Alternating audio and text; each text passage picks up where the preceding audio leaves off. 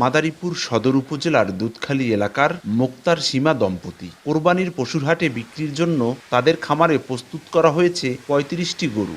ভালো দামে বিক্রির আশা তাদের। জেলার ৪,০৭৯টি খামারে চলছে এখন শেষ মুহূর্তের পশু পরিচর্যা। ক্ষতিকারক ওষুধ পরিহার করে পশুকে প্রাকৃতিক খাবার দেওয়া হচ্ছে বলছেন খামারিরা। স্থানীয় চাহিদা পূরণ করে বিভিন্ন জেলাতেও গরু বিক্রির আশা তাদের।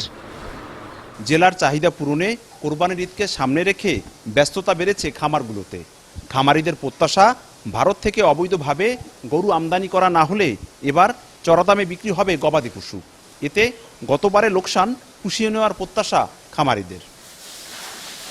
ভুসি, কুড়া আর গমের ভুট্টার ভুসি, এই তিনটা জিনিস আমি বেশি খাই। এক একটা গরুর ওজন প্রায় 800 কেজি লাইভ ওয়েট আছে। ওটার দাম আমরা নির্ধারিত করেছি 5 লাখ টাকা চাচ্ছি। ভারত থেকে যদি কোনো গরু না আসে তাহলে আমরা এই গরুগুলা খুব লাভবান বিক্রি করতে পারবো। জেলা প্রাণী সম্পদ বিভাগ বলছে, পশু বিক্রির স্থায়ী ও অস্থায়ী অর্ধশত হাটকে ঘিরে গঠন করা হয়েছে 16টি মেডিকেল টিম।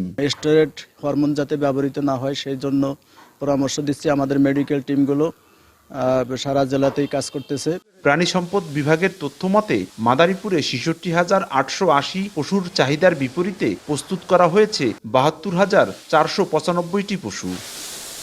সঞ্জয় কর্মকার, অভিজিৎ, সময় সংবাদ, মাদারীপুর।